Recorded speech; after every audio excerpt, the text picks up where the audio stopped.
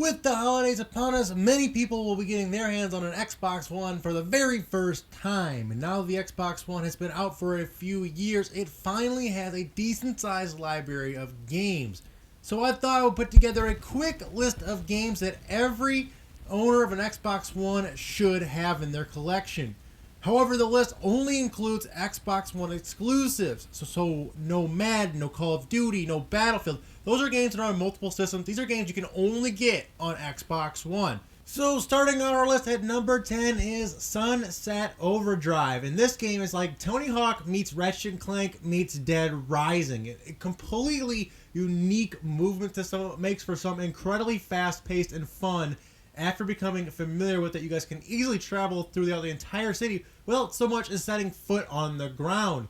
The weapons are also interesting, with everything from a shotgun that shoots a fire to a teddy bear launcher. The wide arsenal can be super fun to mess around with and see what works best. There really isn't anything else like Sunset Overdrive out there, so you definitely have to give this one a shot. On top of that, the game is dirt cheap right now, as it came out a long time ago and can be bought for under $20 brand new. Number 9 goes to Ori and the Blind Forest, which is a Metroidvania style platformer, and a damn good one at that.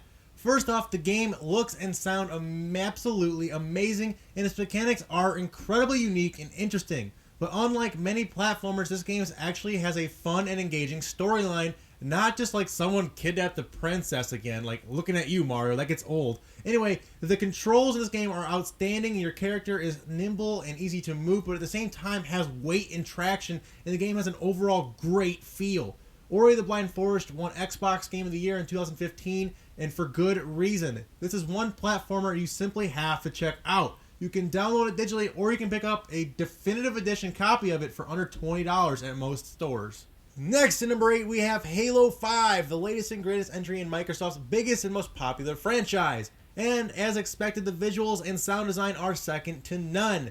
The game looks amazing and runs at a very smooth 60 frames per second consistently. The single-player campaign gives new and interesting twists to the Master Chief and his story, but let's be real here. The biggest reason you need to pick up this game is the multiplayer, which is better than ever in Halo 5. New game modes like Breakout and Warzone really make it stand out from the fast-paced combat shooter of any other system or any other game, and it's competitive yet casual. The combination of campaign and multiplayer makes this game worth what's now a low price. You guys can probably pick it up for under $50. Number 7 goes to Dead Rising 4, which just came out a few short weeks ago and is the latest game in the zombie slaying franchise.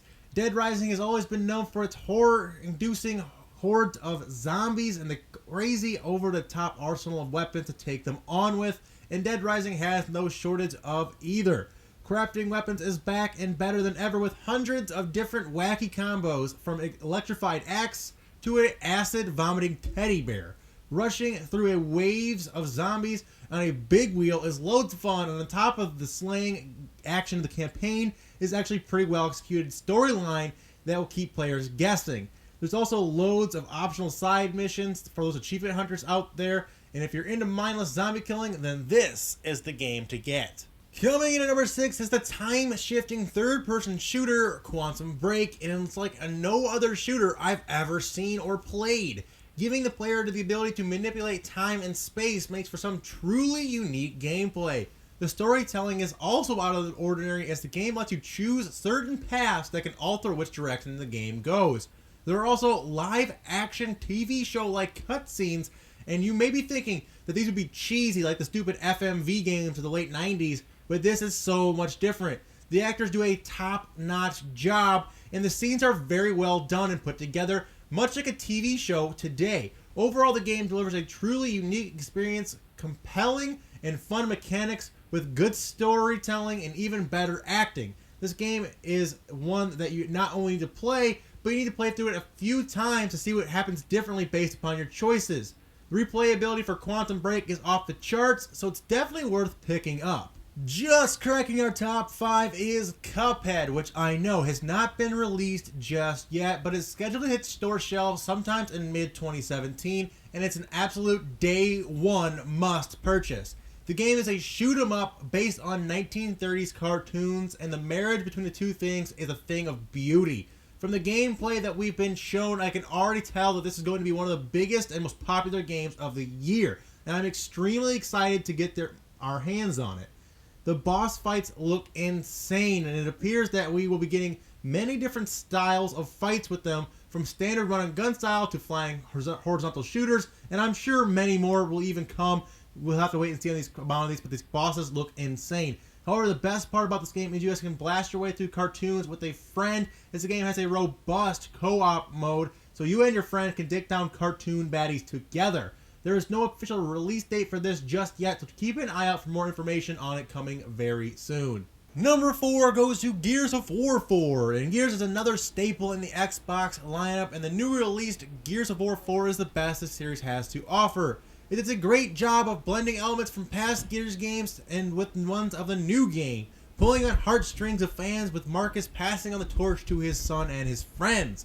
The campaign is fast-paced, non-stop action, and I felt like its section was never dragging on too long. The game also does a great job adding in new weapons and enemies and keeping the gaming feeling fresh.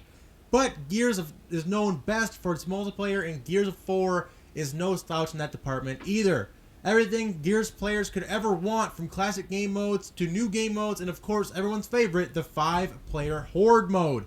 This truly is the best Gears of War experience to date, and it's one of the best shooters on the platform and a must-play for all Xbox owners. Coming in at number 3 is the open world racer Forza Horizon 3, and this is by far the best looking racing game I personally have ever played. The selection of cars is absolutely massive, and you can take a step farther with the seemingly endless amount of customization you can do to each car. Like I said, the cars and environments are visually stunning, and the audio will make you feel like you're actually behind the wheel of one of these awesome cars. The game features a deep multiplayer mode where you and friends can team up to do missions, race, or make your own custom races. The possibilities are almost endless, and it makes for some insanely intense racing and other things to do.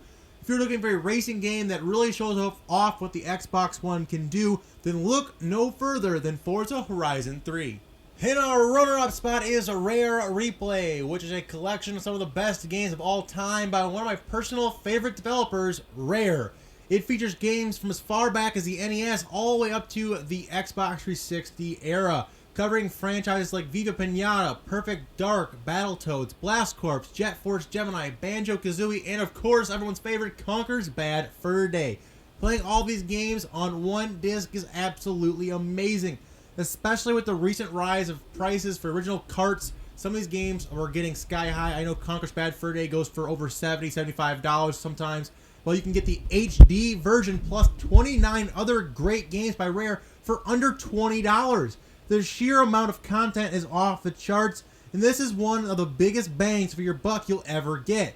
On top of that, the games in the collection are top notch, and every Xbox One owner should have this game in their collection.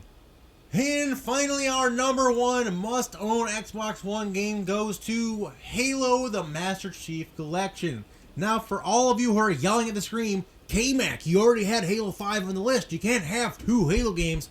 Well, just hold on a second. The Master Chief Collection is the holy grail to any Halo fan, aka any Microsoft fan or Xbox owner. It combines Halo 1, 2, 3, 4, and ODST, all the single players, into one easy-to-navigate dashboard on one disc, as well as giving Halo 2 a complete HD remaster, which is out of this world beautiful. This type of bundle that players dream about. Unlike other games like Call of Duty, who held the remake of COD 4 hostage and forced you to buy the steaming pile of shit that is Infinite Warfare, Halo put all of its games into one streamlined and perfect package. It also put together all of their multiplayer modes, maps, forge modes, and just about everything else that ever was made with any of these games into one simple package. The amount of content on one disc is enormous. 5 full campaigns and 4 different multiplayer experiences. That is unheard of.